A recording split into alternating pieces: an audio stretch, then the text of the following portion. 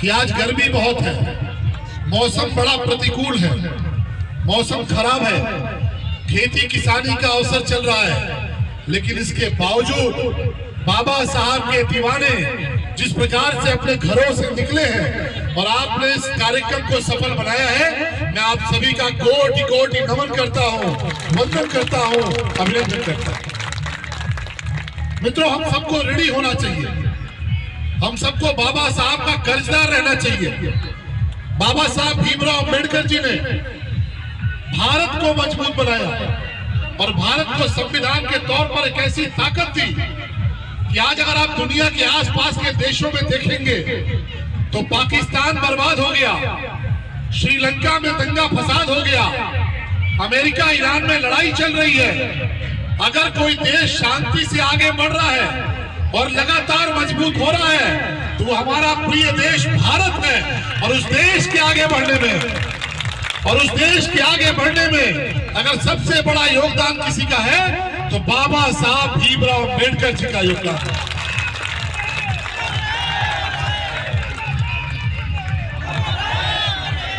आप जानते हैं इस बात को कि जब से हमारा देश आजाद हुआ, लोकतांत्रिक तरीके से लगातार चुनाव हुए, सरकारें बनी और कभी भी भारत के भीतर ऐसा मौका नहीं आया कि भारत को किसी परिस्थिति में पीछे हटना पड़ा हो। और इसके सबसे बड़ा श्रेय अगर किसी को जाता है तो बाबा साहब भीमराव अम्बेडकर जी को। आज अगर भारत आगे बढ़ रहा है, आज भारत की ताकत को अगर पूरी दुनिया महसूस कर रही है तो उस भारत की नींव रखने का काम अगर किसी ने किया तो बाबा साहब भीमराव अंबेडकर जी ने किया। और इसीलिए मित्रों, हमारे जैसा नौजवान, मेरे जैसा नौजवान हरिंदर भाई, हम लोग किसी नेता के परिवार से नहीं आते। हमारे परिवार में कोई विधायक सांसद नहीं था, हमारे परिवार में कोई ग्राम प्रधान भी नहीं था, लेकिन मेरे जैसा नौजवान जिसके परिवार में कोई ग्राम प्रधान भी नहीं था, जिसके परिवार में कोई विधायक सांसद भी नहीं था, अगर मेरे जैसा साधारण परिवार का नौजवान अगर आज आपने चुनकर आशीर्वाद देकर विधायक बनाया है तो बाबा साहब के संविधान की ताकत से बना है। बाबा साहब अमर रहे, सब मेरे विधायक अमर रहे,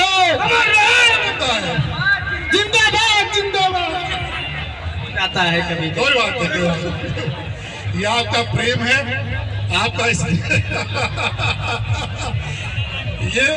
ये आपका प्रेम है, ये आपका आशीर्वाद है।